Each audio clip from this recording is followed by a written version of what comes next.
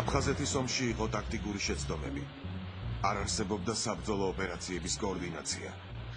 იყო მოუმზადებელი ოპერაციებიც. ფრინავების უმეტესობა საბრძოლო ფრენისას იმაღლებდა კლასს. ამ ურთულეს სიტუაციაში მაინც ხერხდებოდა ჰაერში შეთანხმებული მოქმედება. 1992 წლის 19 სექტემბერს აფხაზეთში ბრძოლების დროს შეიქმნა საქართველოს სამხედრო საჰაერო ძალები. ჩვენ ერთი წლის განმავლობაში მივედით ისეთ დონეზე, როდესაც არ არის არანაირი ბარიერი, არ არის არანაირი მაპკოლებელი ძალა და შენ იცი, რომ შენ ხარ შენი თავის წინაშე, პასუხისმგებელი. დააშავებ, შეიძლება ვერ დაბრუნდე. მეორე მხრივ არ დააშავებ, შეიძლება ვერ დაბრუნდე. და ყოველთვის უნდა ეძიოს ოქროს შუალედური, ასე რომ ვთქვათ, პოზიცია.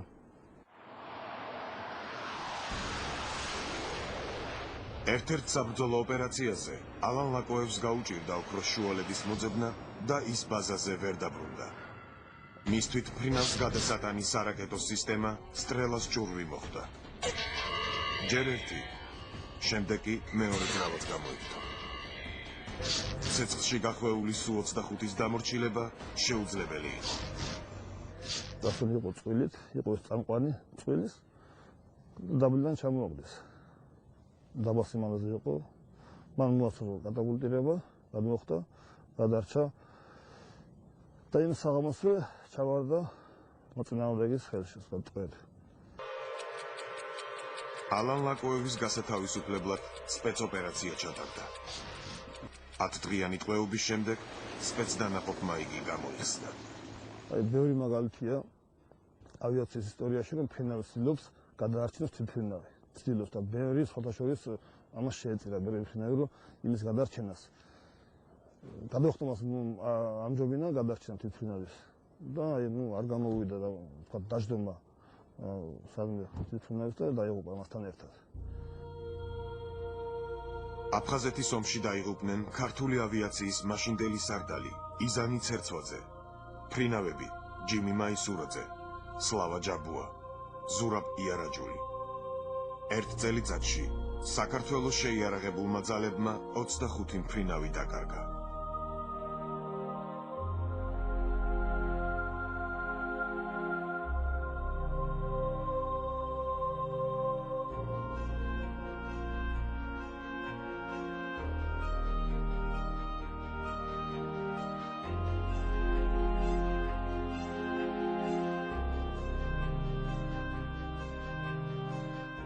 ყველაზე რთული პერიოდი ჩემი აზრით ჰქონდა, ეს იყო შემოდგომა 93 წელი.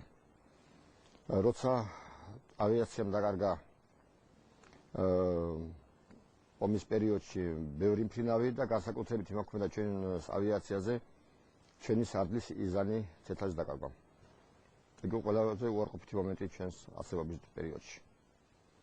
ეს საკმაოდ რთული პერიოდი იყო ომის მერე.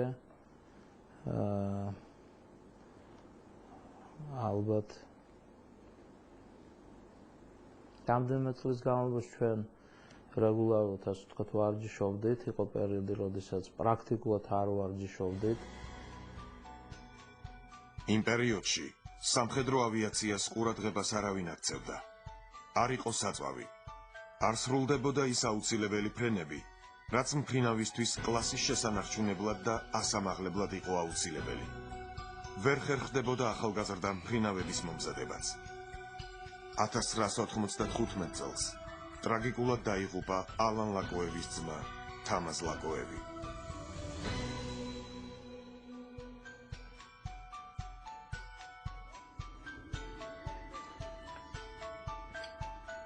ავიაციამ ნელ-ნელა დაიწყო გაძლიერება. თავდაცვის სამინისტროს მაშინდელმა ხელმძღვანელობამ შეიძინა რამდენიმე ერთეული საფრენი აპარატი. მათ შორის ძვირადღირებული 2 ადგილიანი სუ-25, რაც ახალი თაობის სრულყოფილად მომზადების საშუალებას იძლეოდა. დავიწყეთ პირველი ინსტრუქტორების მომზადება. და მოგეხსენებათ პირველი ინსტრუქტორი სუ-25-ზე მე მომამზადეს, ბექაური ზვიადი ჩვენი. და ეს დიდი დამსახურება მიუძღვის, დიდი წვლილი მიუძღვის ჩვენ სარდალს. ბატონ ალან ლაკოევს, რომელიც იყო ინსტრუქტორი თვითონ, შემდგომში თვითონ გახდა ინსტრუქტორი და ჩვენს გვასწავლა ყველა ინსტრუქტორობა, უგანა კაბინიდან მართვა. ეს ძალიან დიდი შრომაა და დიდი ჯაფა ამ ფრინავის. ფაქტი არის, რომ ეს არის შრომა რა. კაცი უნდა მუშაობდე კაბინაში. ძალიან რთული არის. მეცნიერებმა მე მგონია გაითვალეს და წუთში სადღაც მფრინავს უწევს 200 ჯერ ყურადღების გადატანა. საშუალოდ 200 ჯერ. გააჩნია ფრენის ეტაპს. რაღაც პრიბორებზე ან ხელსაწყოებიდან ხელსაწყოებზე, კაბინაში, კაბინის გარეთ და ასე შემდეგ. საკმაოდ შრომატევადი სამუშაო არის.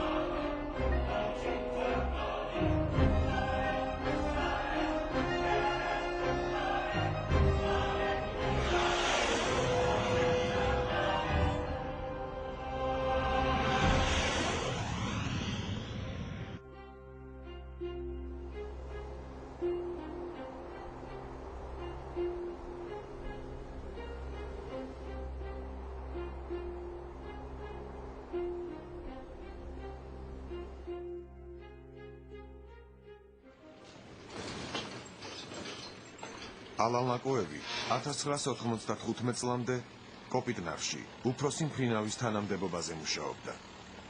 შემდეგ კი მოიერიშე პოლკის შტაბის უფროსად.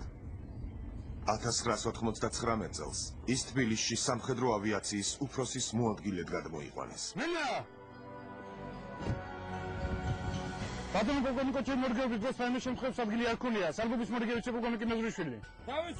თავისუფლად. 2006 წლის თებერვალში ლაკოევის სამხედრო საჰაერო ძალების სარდლად დაინიშნა.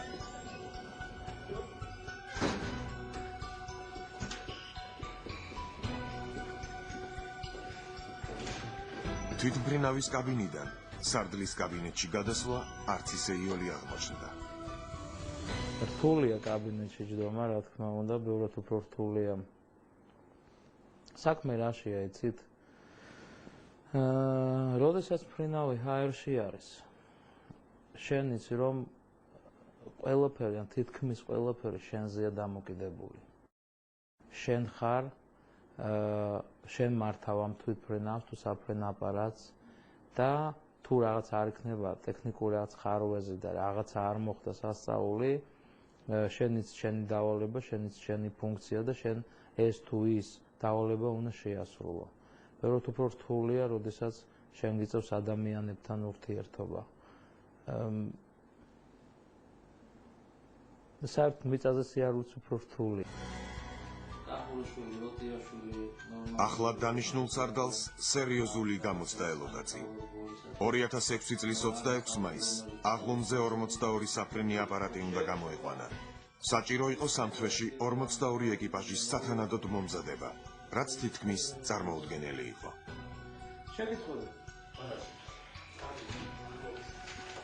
მცირე ვადის მიუხედავად, დამოუკიდებლობის დღეს ქალაქის თავზე 4 ათეულზე მეტმა შეუმფრენმა და სულ 25-მა გადაიფრინა.